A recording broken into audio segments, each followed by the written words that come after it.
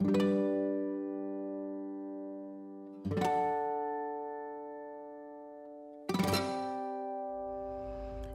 and relationships, relationships and yoga.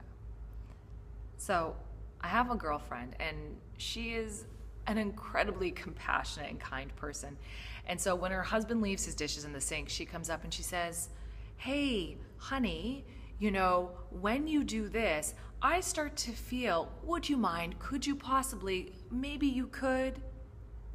And he doesn't actually respond very well to that. That seems confusing to him. He feels like she's dancing around the topic and not really being clear. But when she comes up to him and she says, "Hey, jerk, I'm the mother of your child. Do you think you could put your dishes away?" All of a sudden he hears that.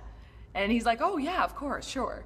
Now, this is kind of a funny example. And of course we want to have compassionate and accountable communication. But it does speak to sometimes our desire to not be clear. It's easier sometimes for us to sit around the edges of what we want and not really commit to saying it out loud. Because all of a sudden when we say what we want, which could be as simple as, "I want to go here for dinner," or "I don't really want to have sex right now," or "I would really love to go to your parents this weekend," or "I really don't want to do that." Whatever it is, standing in that clarity and revealing what we want is vulnerable. Because all of a sudden we are exposed. What we want is revealed. It's an intimate moment to say what we really want, even when it's as simple as, "I'd like you to put your dishes away," or "No, I don't want to go to that restaurant." Even those simple choices can be surprisingly hard. When we fruff around the edges and make it about the other person, what do you want? Where do you want to go? We actually avoid revealing ourselves. Because when we reveal ourselves, the other person may say no. But that's okay. Because when we say what we really, really want, all of a sudden we're letting the other person see us more clearly, more fully.